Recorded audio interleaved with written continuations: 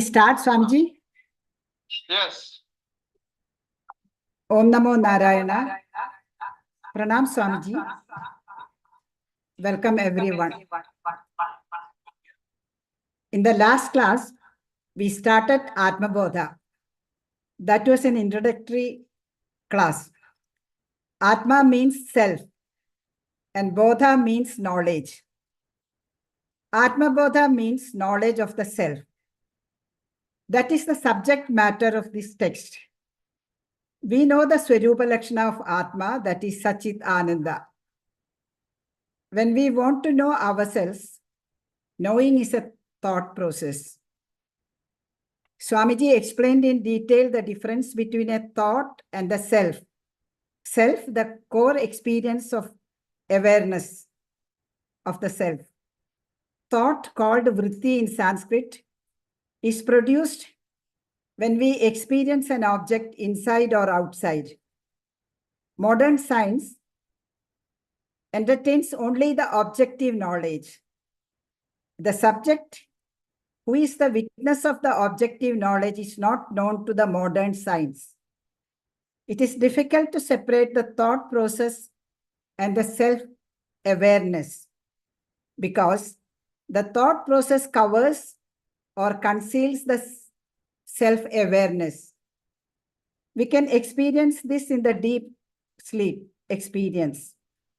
When we say direct experience, that means that is, there is no object or its thought process in between. When it is indirect,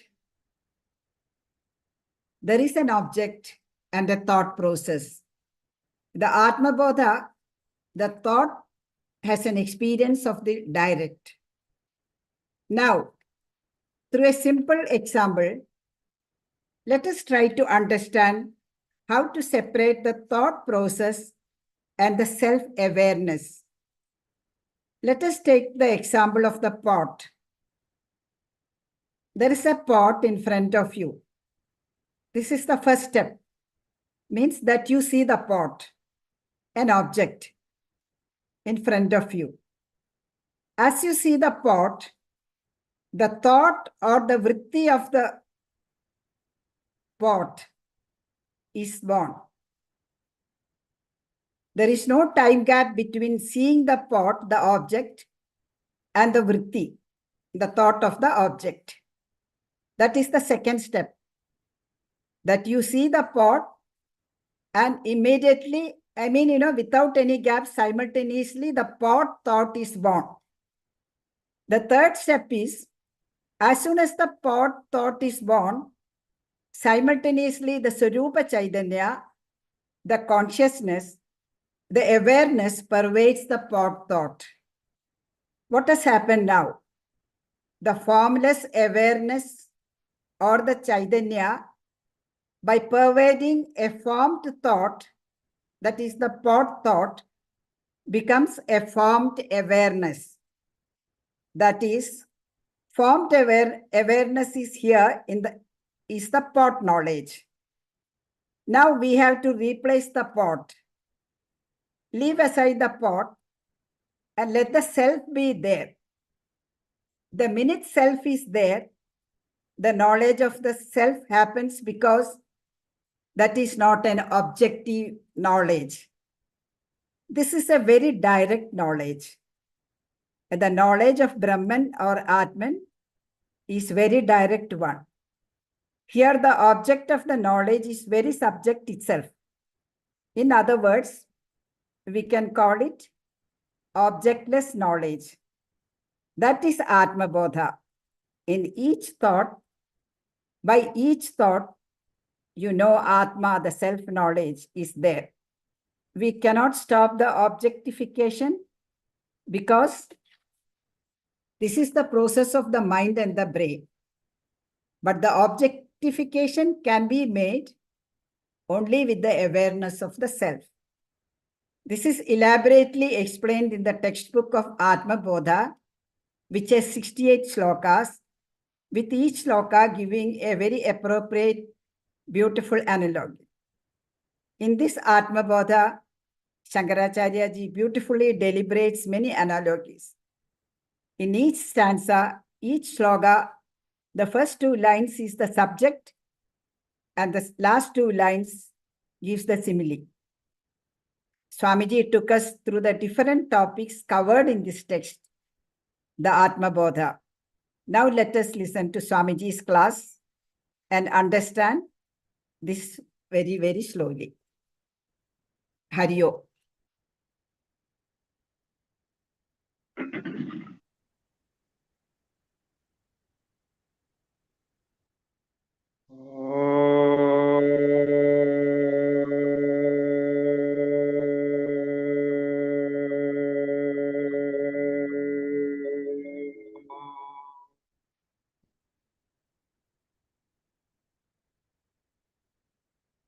श्रुतिस्मृतिपुराणानामालयं करुणालयं Namami भगवत्पादं शङ्करं लोकशङ्करम् शङ्करं शङ्कराचार्यं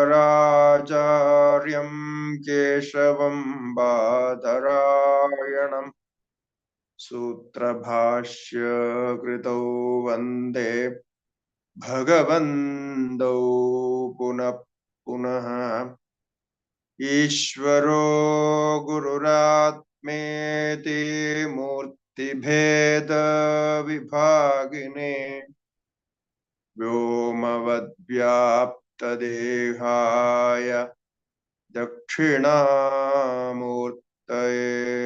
नमः श्री दक्षिणामूर्तये नमः श्री गुरुभ्यो नमः हरि ओम welcome back once again. So we started Atmabodha. The first class was summarized by Kamalaji beautifully. Now this Atmabodha,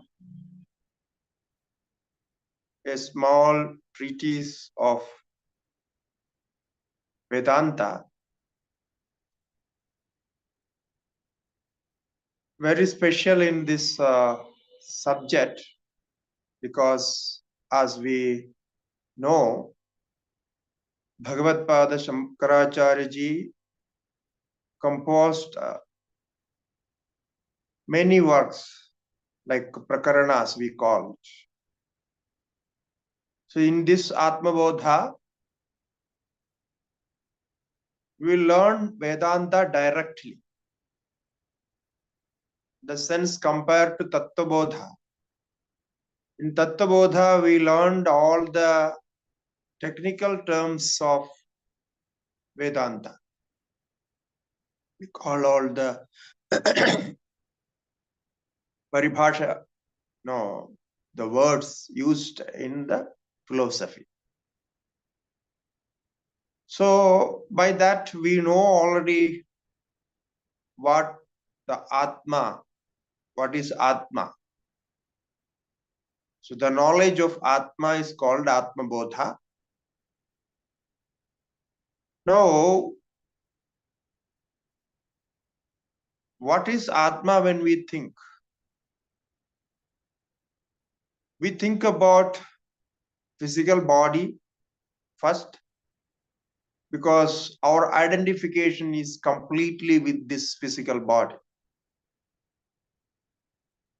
It's by inborn, it's by birth we are identifying ourselves with this body. And when we learn little bit, or no, after our education, we know how to separate mind and body. No, in childhood we don't know to separate mind and body. There is no separation. There is no identification like that. But after education, we get some good ideas and some thought process to separate the physical body and the mind. So after that, when we identify ourselves, we mostly identify with our mind. It means when we meditate, no, we all meditate, no? What we think when we meditate, what is the thought process there? So when I meditate, I think I am meditating. I am meditating on something, my beloved God. So I am meditating on something. So I am a meditator identified with mind. Now, who is meditating? The mind is meditating. So we are trying to control the mind, trying to cool the mind, concentrate the mind. So this process is called meditation. So here we can say the mind, when mind meditates, I am identifying myself with that mind. And when mind gets energized, I say, after my meditation, I am energized. I have some positive thoughts. You see how blunder it is. The mind meditates and mind get energized, and I identify myself with that. Here, the important point is self cannot create any energy. Self, Atma, is not using any energy. Atma is not eating, not drinking, not doing anything. Of course, mind get energized. Mind loses energy because mind uses the physical energy which is created, the cellular energy. So because the working place of mind is brain, through brain mind works. The instrument of mind is brain. So brain needs energy. So now you see, Atma is identified with all this. Therefore, whenever we talk about spiritual sadhana, we say self-purification, mind purification. This is an essential sadhana for the aspirant. Now, what is this self-purification? Can we purify ourselves? Anybody of you think that self can be purified? No. Yes or no? No. Why? Because self is beyond all impurities. There is no purification for self. Self, if I say self should be purified, what is the meaning of that? The meaning is self is impure now. The impurity occurs in self. So we have to remove the impurity there. It's not possible. Therefore, this so-called self-purification process is with the mind. mind and prana. By yoga practice, pranayama, we purify pranic energy. And by yoga practice and food and other exercises, we maintain our body, the physical body. So, this self-purification, why I am saying this, we have to identify what is the self, what is Atma, soul. This is beyond all this. The self-purification means mind purification. Now the self is identified with mind. Even in Vedanta philosophy, in Vedanta, we learn like this.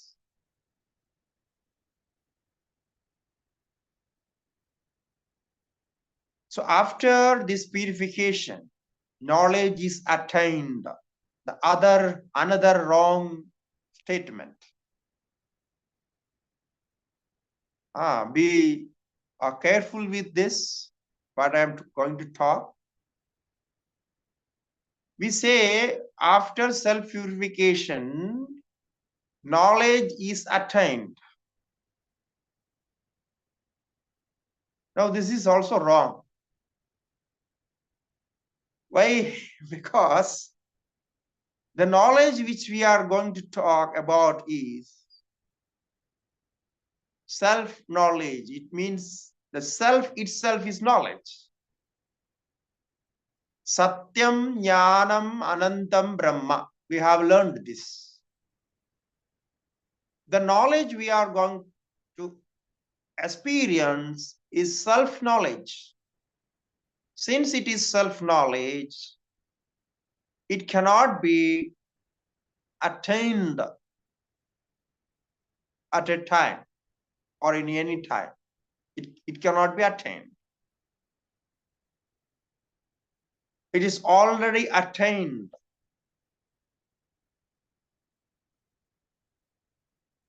Self is always there with us.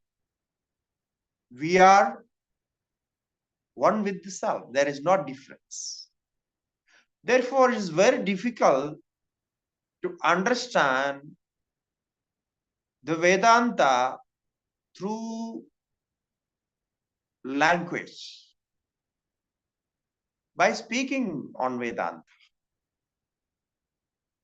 Now, if I want to speak, I have to make some sentences. I have to add all this.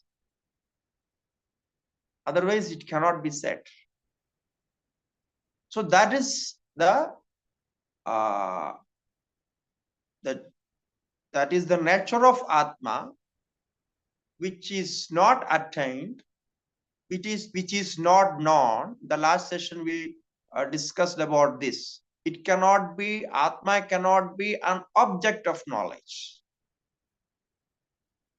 Atma cannot be made an object and known through means of knowledge. So it is self, it is attained always. So we say, vimuktascha vimuchyate. You are always liberated. The bondage was superimposed on you by yourself. Now my bondage is superimposed by me, on me, and I am suffering with that. This is the trick here, the magic which is happening. Now I want to remove that superimposition by viveka, by knowledge. So I did that and I want to remove that. Now all this process can happen with the mind. It is happening in the mind. It's nothing to do with the the Atma.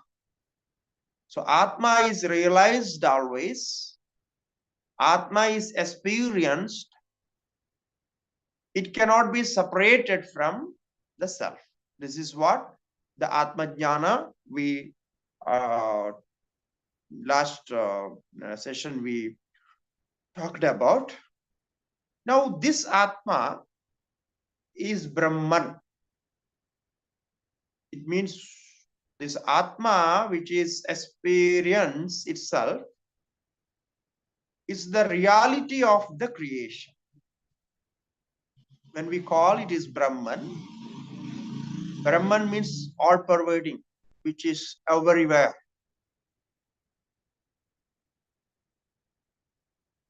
Why we say that is everywhere, something is all pervading? Because all pervading means the reality of the creation. This is the ultimate cause of the creation. Now this reality cannot be known through creation, but it can be experienced by self. This is the difference. The science is trying to know the reality through creation. They are studying immense studies on the creation over and over. They are trying to know the reality of the creation through creation. It's not possible. Because when creation ends, the reality starts. When creation disappears, the reality is experienced. It means the creation of mind. When the creation of mind disappears, thought process disappears, the reality is experienced. Now, no scientist can accept this. They say if there is no thought, what can be known? What is there to know? But we say when there is no thought, the reality is known. So in this process, how can we get into that reality through creation? That's the problem. Okay. So now we will see the grammatical definition of Atma to learn more on, because we are studying the second book of Vedanta, right? So now we are eligible to study a little more deeper and a deeper level to get more informations, now little more definitions. Okay, no? So we will get into that. Now we were talking about Atma. We will try to know the grammatical form, the Sanskrit word Atma. Now from here onwards, we will take the word Atma as Atma only, Atma itself.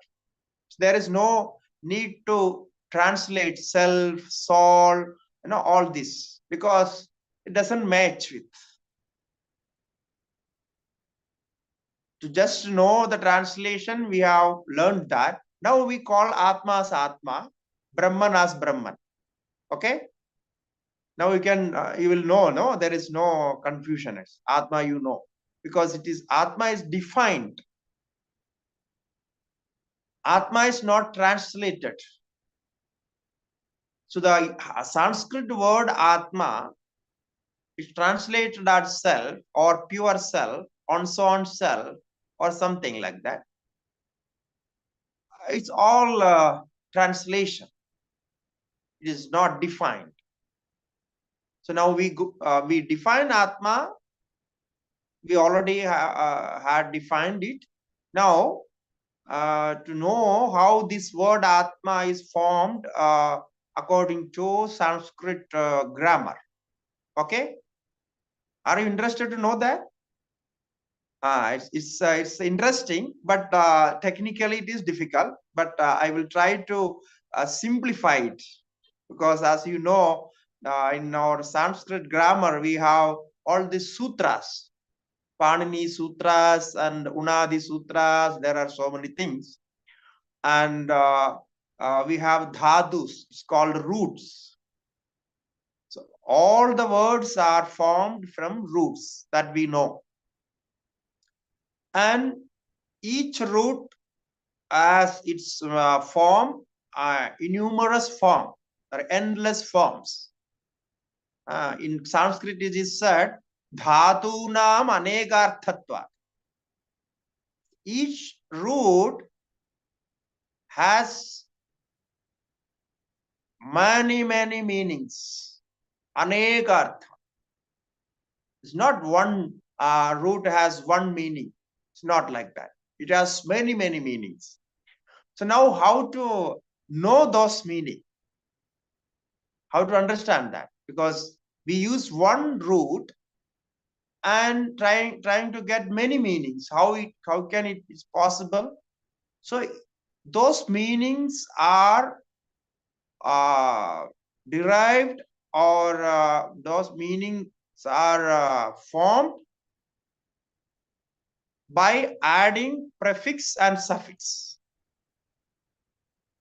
Okay, it gets many verbal forms and nominal forms by adding prefix and suffix. So for forming this word Atma, okay, we have one root in Sanskrit. I pronounce that Ata Sadatya Gamane. Ata, A and Ta. A you can write A and T-A, Ata. A-T-A. Okay, it should be pronounced Ata. The meaning of the word, this root Ata, is to go constantly, to move constantly, or to bind always. This root is a special root. It's not normally used in normal language. It is used especially in Vedas, because in Sanskrit many roots are used in Vedas only, not in normal language. What we say, when we talk each other, we don't use these dhadus. So ada sadatya gamane. Sadatya gamana means move constantly, go constantly. It means always energized, always there. The moving constantly, what will move constantly? Which is self-energized. According to Newton's law, the first law, if something is self-energized, there is no need for any outside force. It's always moving. It means it is moving, it is stopping, it can be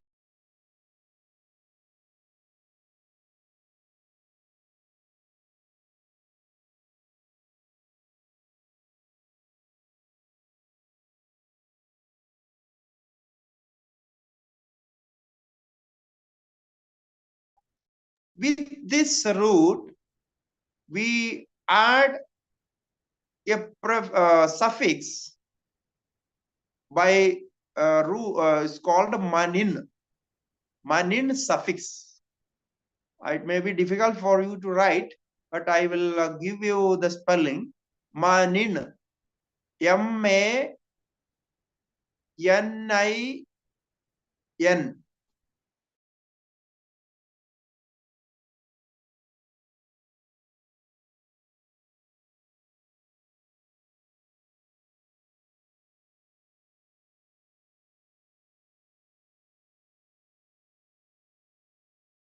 special rules. It is lengthened. So Ata and Manin. At Manin. At Manin. So the base word will be Atman. Atman.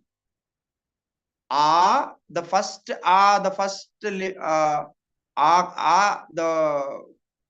letter is lengthened.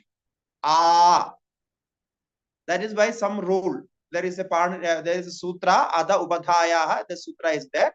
With that sutra, this the first letter is lengthened. And the and this the suffix added into that.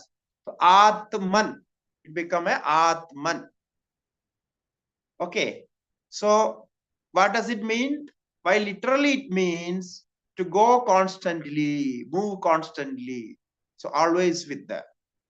So this is the root, the word, the basic word. From this Atman, the word Atman, when we terminate it in the nominal, the first termination as a the doer or seer, what we say. So like that, the first tense, it comes as Atma, because the Atman, the last two letters changes into Atma.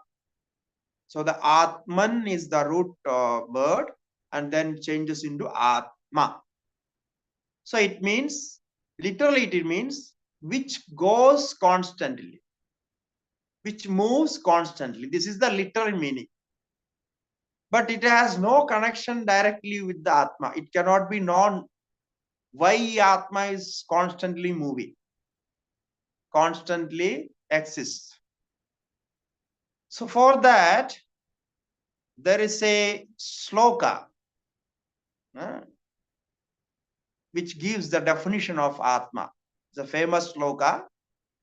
I chant that sloka and then I comment on that after that. Yaccha apnodi yada datte yaschati vishayaniha.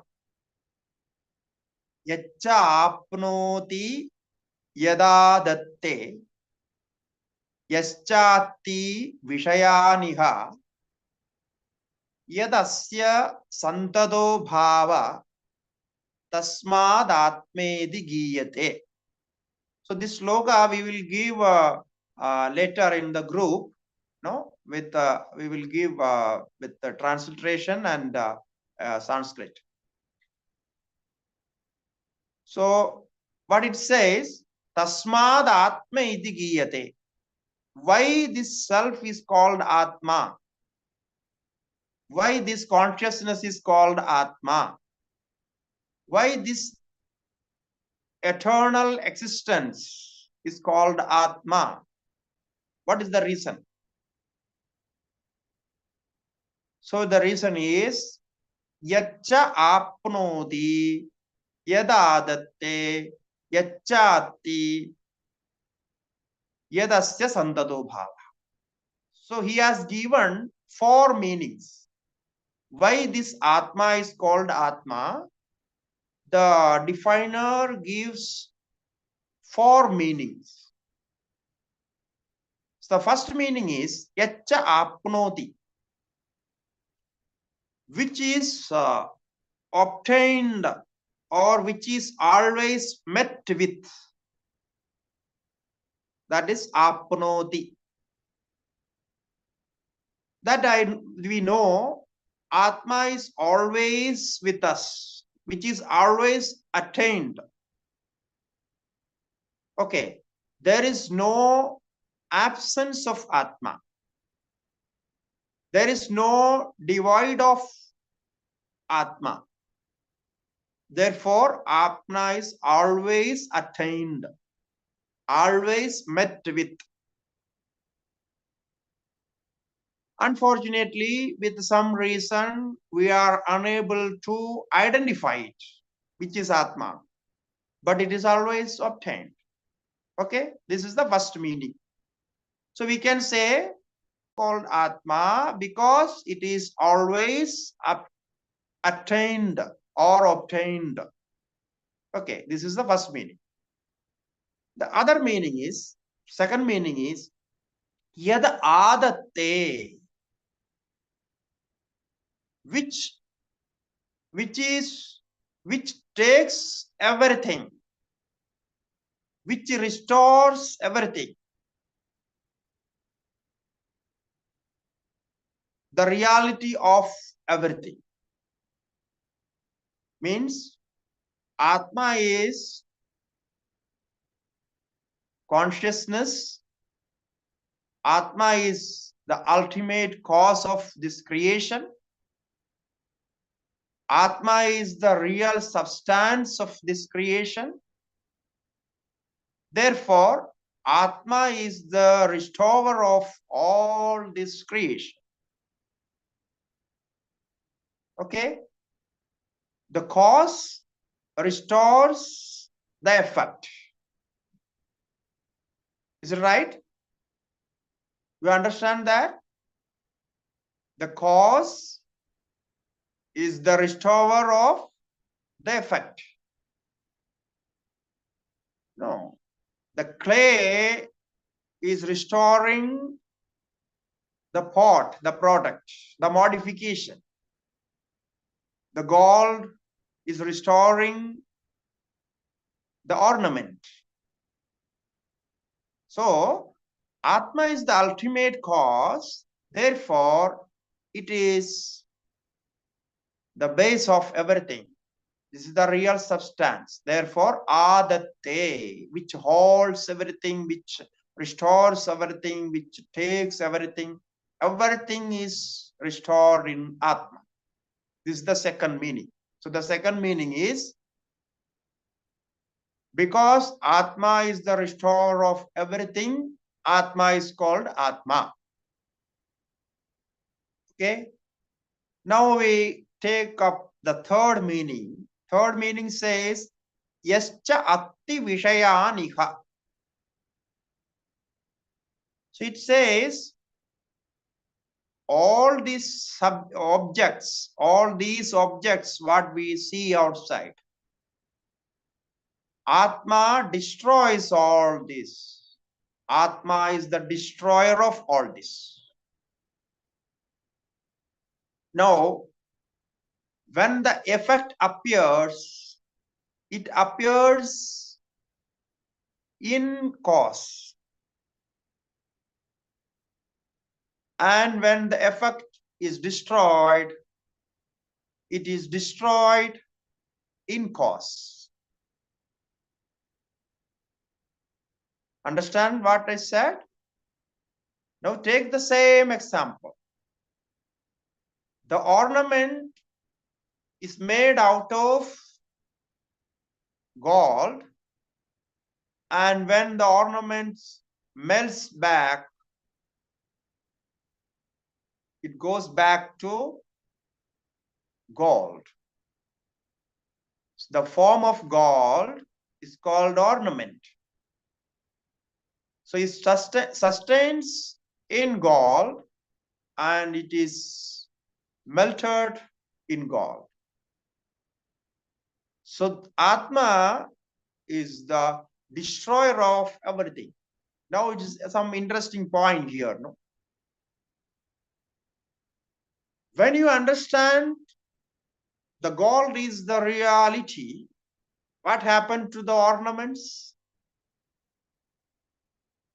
No, you don't give any reality, any sustainability to the ornament.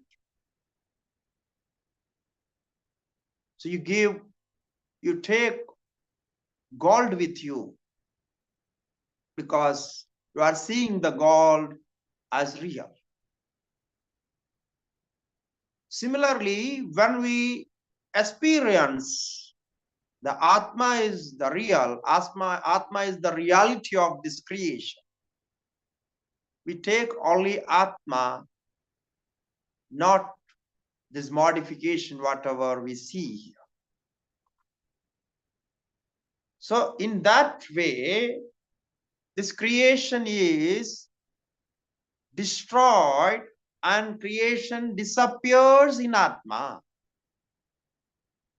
When Atma is the only existence, there is no separate existence for creation. So this way, Atma is everything. If we can contemplate on this three definitions of Atma, we can experience Atma everywhere. So it is said in many ways in Upanishads. It says, without aham, without I, there is no thought. And without thought, there is no knowledge, no desire. Without desire, there is no action. Without action, there is no experience, so-called experience. So Atma and then thought, desire, action, and experience. So all these modifications, changes, one after another, happens in Atma.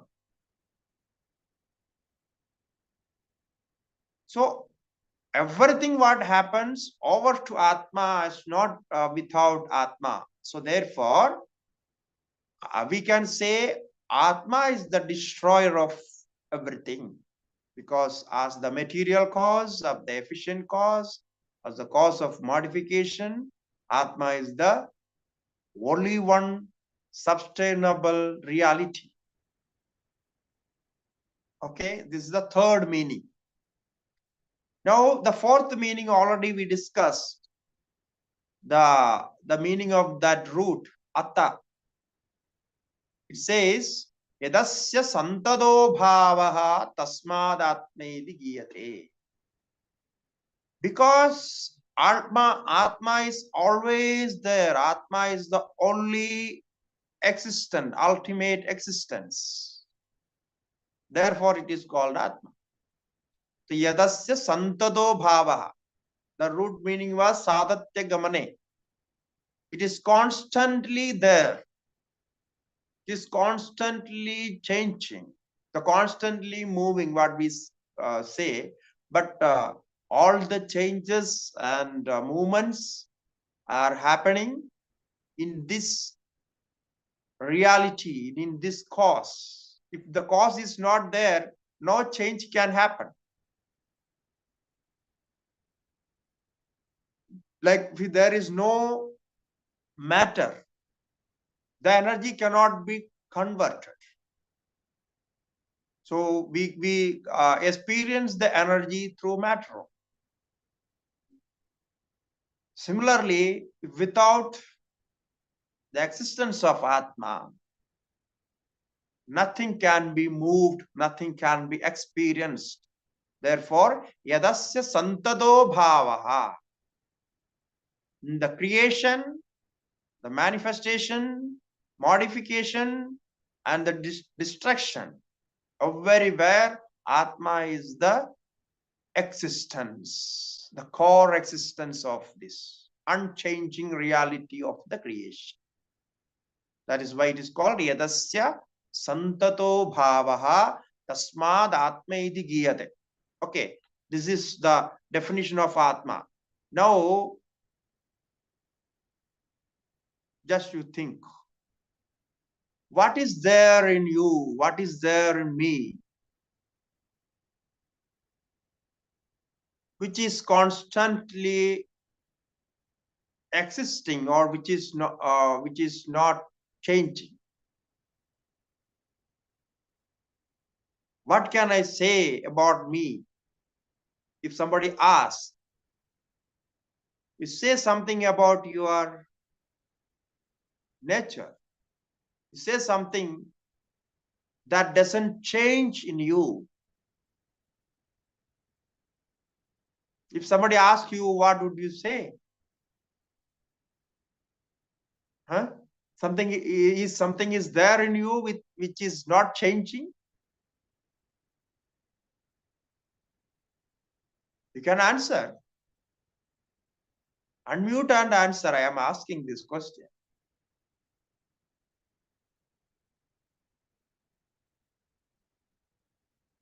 What is there in you? What is there in you which is not changing? If somebody asks you, what would you answer? You don't want to answer? Atma? Is it Atma? Awareness. Atma. No, how you know that? Awareness. Hmm? Is it Awareness. Atma? Atma which is not changing. How you know that? Atma is not changing. Because Atma, even when Now person dies, awareness of what? Awareness of what? Just awareness. Just knowing. Just knowing is not changing? Correct. The just knowing in me is same as just knowing in you. Oh. is it Atma is constant? Any other answer? Any other opinion?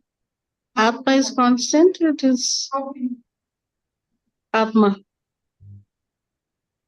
Okay. I is not So changing. the body, even if it dies, the Atma remains. It goes to another, it takes another form. So that is No, something which is not you changing. cannot say that, because another form, how you know it is going to another form and coming to you is all a story what you learned. I'm asking your experience. What is your experience? If somebody asks you what is not changing in you, what is constantly existing in you, which you really experience without learning Vedanta, without learning yoga, without learning meditation, without learning mathematics, science, no, all this. Aham vritti, I. the thought, I notion or the aham vritti. Experience of deep sleep is the same for all. Yeah, this is also one answer. The experience of deep sleep is the same for all. So now it's very difficult. It's because why it is difficult, you know? It's Swamiji, is it our breath, like it is always there? Breathe, like when we breathe, like breathe in, breathe out. Okay.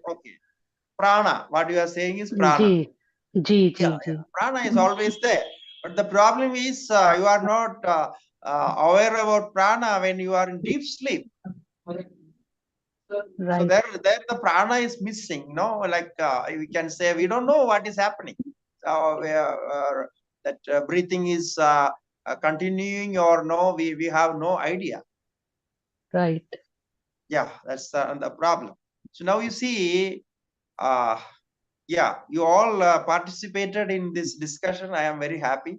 So all you are thinking about this, because after learning Tattva Bodha, we should know this actually what is happening in us. No, if we know the substance which is constantly giving us the support of I-ness, that feeling of that I am.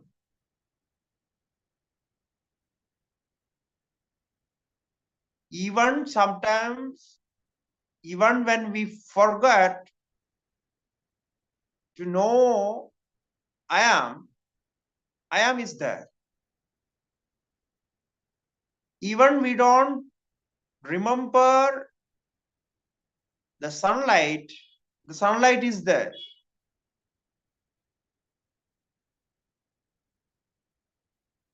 It is so clear and very simple. No, we are not used to think about simple truths. That is the problem with the people now. They cannot accept the simple truths. They want everything complicated. If something is very simple and always available, they are totally unaware about that. They never thought about what is happening there. So we have this. We are a very moment of our life. We constantly experience ourselves. But we think about our mind, we think about our intellect, all those outside manifestations. But we are unable to think of ourselves, which is very simple and direct. No, we never think about oxygen. Do we think about oxygen? In the morning, getting up in the morning, we are breathing this oxygen. We never think about, because it is freely available. It is always there. There is no absence of oxygen. If it is there is no oxygen, you will suffer from that. And we are not paying for that. We earn money and pay for oxygen. Then we will think about that, because we are paying for water, we are paying for electricity, we are paying for food and everything. We are paying money. So we think about that. We know that. But for oxygen, it is freely available. We are not paying any bills for oxygen. Therefore, we are not thinking about oxygen. Actually, what should we do in the morning, getting up in the morning? And first we should think about oxygen and feel that we are getting this oxygen. Pay some gratitude. No. Without this, I cannot live. My life is oxygen. You see, life is oxygen, but we are not thinking about oxygen. We are not paying any, we are not thanking and not giving any, attention to that. Similarly, light, the sunlight, very important. Without sunlight, nothing is possible. But sunlight is freely available, then we are not thinking. Because in India, we have plenty of sunlight. In other countries, they love to be in sunlight, because they are not getting so much sunlight there, especially in winter season. So this is the difficulty. Now you think, now we should contemplate on this. Why we are not experiencing Atma? This is the reason. Atma is available always and freely available, and Atma is with us. We are not paying any attention into that. We are not taking care, or we are not worried about that. We have no idea what is happening. You want to study this all complicated shastras and know Atma. Atma is always there. So to give this knowledge, Vedanta brings all these ideas, different thought process, just to make you understand that this Atma is readily available, always available, constantly available. There is no change in Atma. No expansion of Atma. Atma is one and the same. After learning all this Vedanta, we are not going to expand our Atma. There is no expansion. Right? So this is what the fourth definition says. Yadasya santado bhavaha tasmad atmedi giyate. Now if you got this point correctly, you are satisfied with this, you are feeling some peace of mind and enjoyment, then you got this experience. Now you can stop. If you want to stop studying Vedanta, you can stop. No need to attend the next class. So this is the beauty of it. This is always there. Feel it and enjoy it. You will be thrilled with this thought that I am with that always. Oh, why I am worrying about this? Why I am not experiencing this? So to understand this. So from here, we start the first words of Atmabodha. Why? Because we are not ready to accept this. In Shankaracharya, in one place, Bhashya,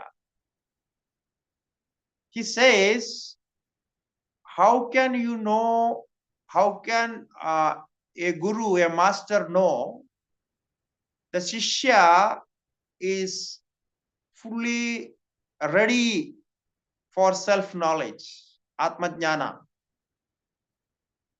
No, what is the terms? How can you choose a Shishya, a disciple, or a student to teach this knowledge? So what he says, Shankaracharya says in one place, he says, when you pronounce the name of God or Atma, Tattvamasi, or Satyam Jnanam Anandam Brahma, the student's face will be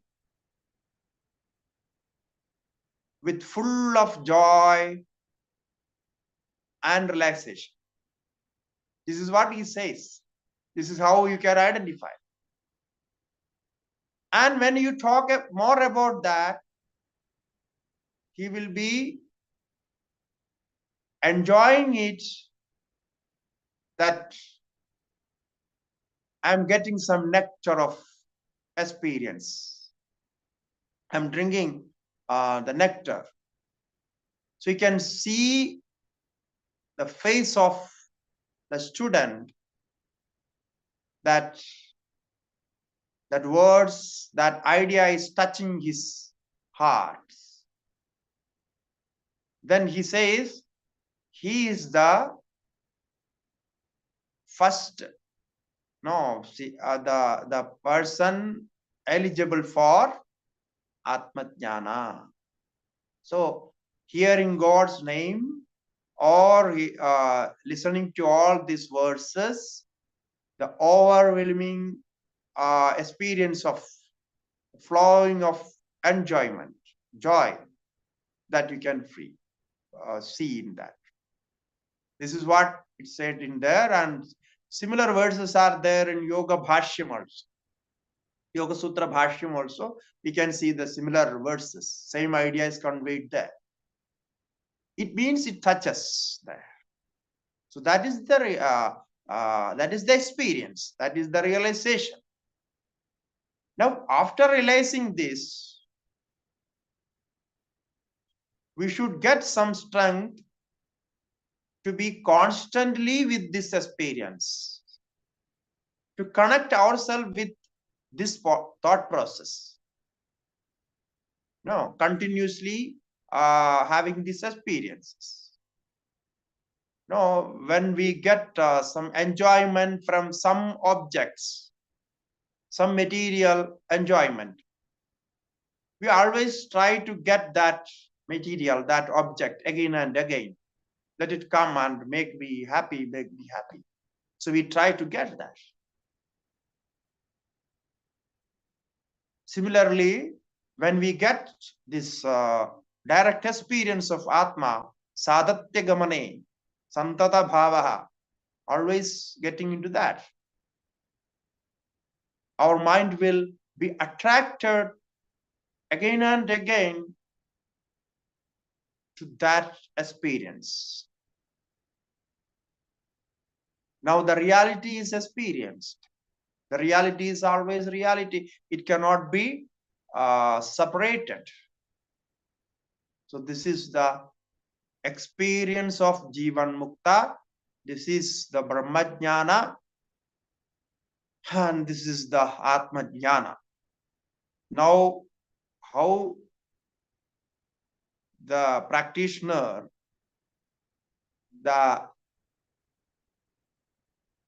student can get into that, the Atmabodha is starting from here for this purpose, for the knowledge of self.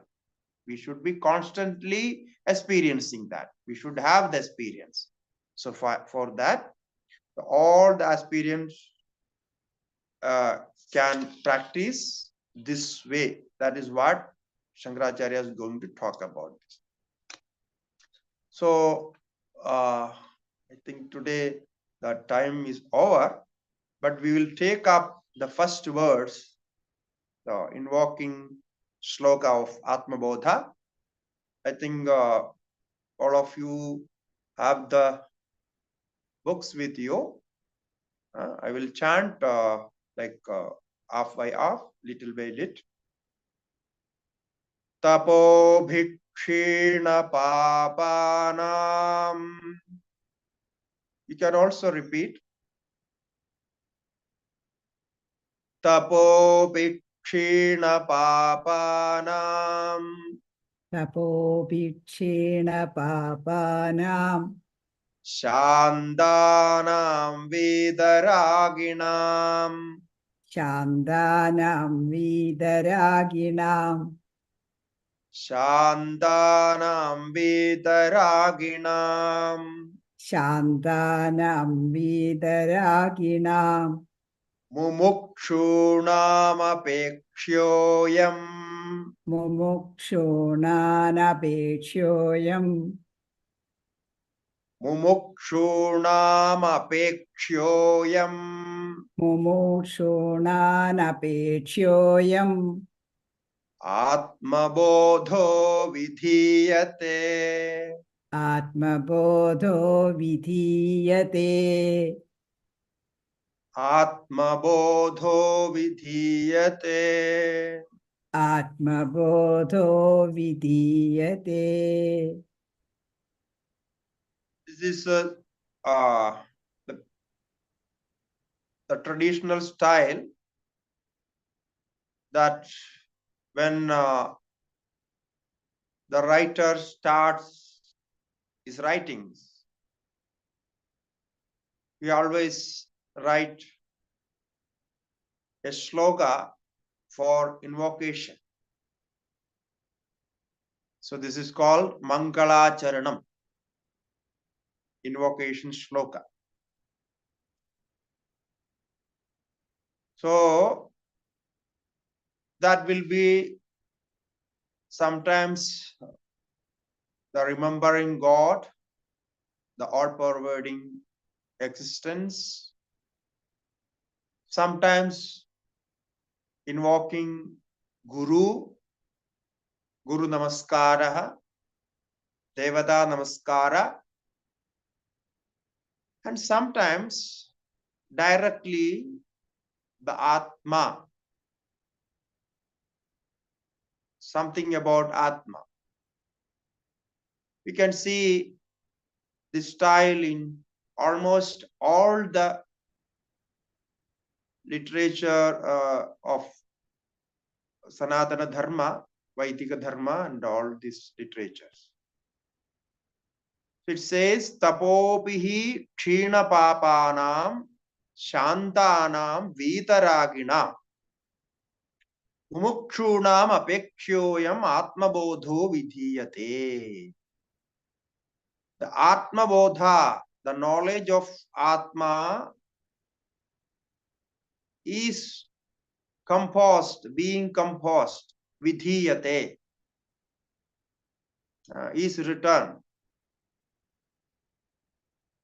The knowledge of Atmabodha is being returned because it is in passive words. Mostly they write all these things in passive voice. And we are not very familiar with this type. No, we never say the Atmabodha is composed by me. No, it's not that normal. Atmabodha is composed. So it's okay. But it's a passive voice. Atmabodha vidhiyate, Atmabodho vidhiyate. Now he is composing this Atmabodha.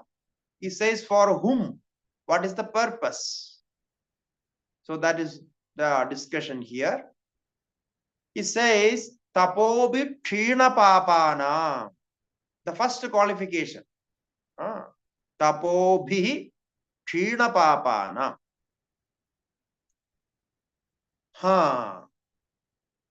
For those who are pure or who have purified themselves from sins. Papa means sins. So I am composing this Atmabodha for those who have purified themselves from sins. How they purified themselves? The first word, tapobhihi. They practiced sadhanas, very difficult sadhanas, austerities. They practiced austerities for a long time. So now they purified themselves by these practices. Anega janma samsiddha tadoyadi param gadim. This is Gita also says the same thing. After a long practice in many births, one can get this knowledge. Because as I said, the purification is necessary. Now, what is the impurity? Impurity is identification with the body, first impurity. All the impurities in physical bodies identified with us. No? I identify myself with the body, it means I am this body. So whatever body has, everything is with me. Okay, so this is how the impurity comes. Similarly with the mind, similarly with the prana and everything. So those who have purified themselves with all these austerities, tapas, jnana, karma, bhakti, no, then they get this. And when they purified themselves, shantanam vidaraginam, then their mind will be in peaceful stage. Shantaha, shantanam, their mind will be in peace, calm. There is no negative energy in them. They always think positively and feel positive. Shantanam Vitaraginam. Not only they purified themselves with the tapas, but they are free from all desires, attachments. I don't say desires because desire is always there in some form. But Vitaragina, ragi means attachment. So we can be free from attachment, but we cannot be completely free from desires. Desire is a form of thought which comes when we think about an object. No, the object which I try to get, or I need that object.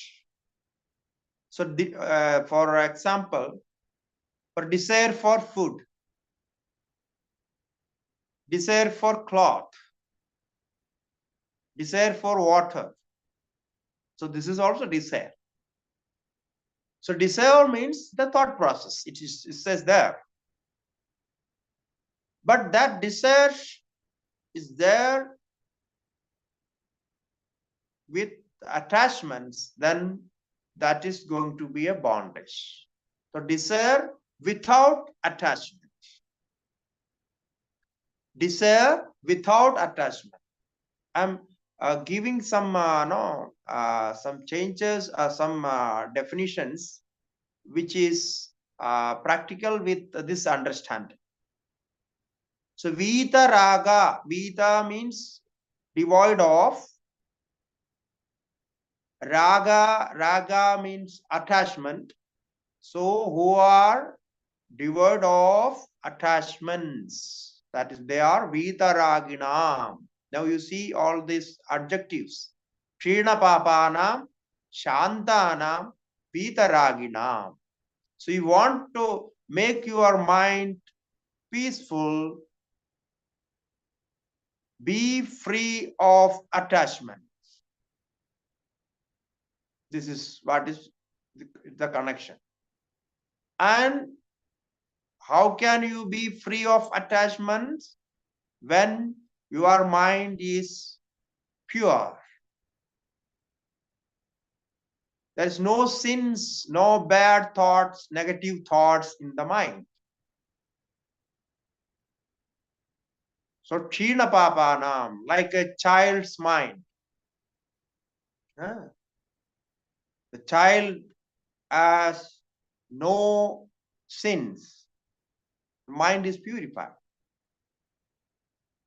So therefore, the purification of mind is the cause of peaceful mind. Mumukshunam, who are they? Mumukshu. They are those who want to get liberated. Mumukshu. The aspirants of moksha, liberation. They want to be liberated. Mumukshunam. Now, who wants this? You just think about this. Or who are learning this Vedanta, I don't think all those wants to be liberated. They want to get some peace of mind. They want to get some knowledge, some information, something like that. If you ask directly, really you want to be liberated? No, they will add some reason there. No, this time is not possible. I have to complete this. I have to do that. I have to do this. I have taken undertaken some project. I have to complete it. I cannot just be free of this. So it is interesting. Shankaracharya ji in all his works, if you take Vivek Chudamani, if you take Tattva Bodha, Atmabodha, Vadesagastri, any of his major or minor works, he always emphasizes on this. Mumukshunam apekshyoha. So those who want liberation, for them I am writing this. If they don't want to liberate themselves from this bondage, it is not useful for them. It's waste for them. Because they will not understand anything from this. So the qualification is mumukshruta, the desire for liberation. Can I ask you, all of you want liberated? Be liberated from this world? Huh? So if you are not just contemplate on this, why we study all this? We are not studying for just for the sake of study. So there is some reason. But the problem is, even the this desire for liberation is not clear in us. No, we are not very clear with this desire. We want to get some peace of mind, some knowledge, or something which relaxes our mind. That's there, but we are not very clear with this. Are we trying to liberate ourselves or not? Because especially in West, this concept of liberation is not there. See, this concept itself is an Eastern philosophical concept that you will be liberated from all the bondages. The bondages in this world, the bondages now, the heaven, even from the heaven, you want to liberation. So from here, people go to heaven to enjoy that. After enjoying, what happens? So always enjoy. If water, let there be many enjoyments, very beautiful enjoyments, but you will be bored with that after some time. No. So the enjoyment in this world is also like that. You cannot enjoy an object for a long time. If you are if you are experiencing the same object for a long time, you will be bored with that. You will be fed up with that. You will try to get rid of that. You take any of your experience, it cannot be. It's all experiences are limited. All the experiences of the objective of experiences or subjective of experiences, any kind of experience is not experienced forever. You want only for some time. You want only to listen to the lecture for 1 hour or more, like 1 hour, 10 minutes you can extend. If I extend more, you will be bored with this and you will get rid of this and stop and leave the group and go and rest. Because you cannot do that. So then if I go to heaven, if I get a longer time experience, I can say I will be bored with that. I will try to get away from that. I cannot be there. Like we see, we used to see movies in the theaters. No, any movie which is very enjoyable, very very good movie, we can see once or twice or thrice, not more than that. We cannot see a movie every day, the same movie every day. Can you see that? Is it possible? No, it cannot be. So you may see for once, and then maybe again, if you want to know a little more about that, even you may see twice. But after maybe 1 month or 2 months, or after 1 year, you may see again. There should be a gap. So it means ultimately we want liberation. We want to get rid of all these experiences. We want an experience which is there always without effort. The experience which needs some kind of effort, it means some kind of mediation with some means.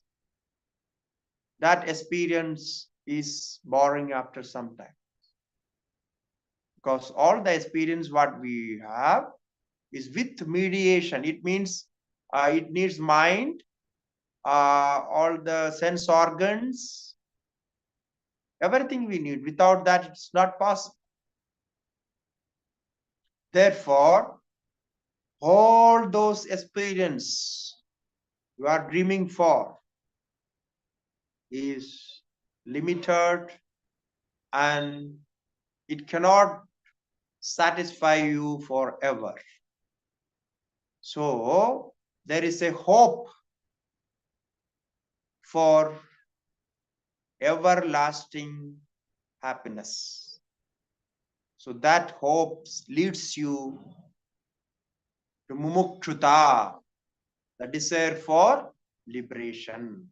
So he says that for those who are mumukshus, for them I am composing this Atmabodha. Apekshaha, hoping for, they want something to learn. For them, I am composing this. So mumukshunam apekshaha. They need some support. They need to know some things about this liberation and some things about this bondage which is happening. So for them, I am composing this treatise Atmabodha. That is what Shankaracharya says. Okay. So now the time is completed. We conclude here. But today there is no question answer. Okay. We will take up the question answer in next section.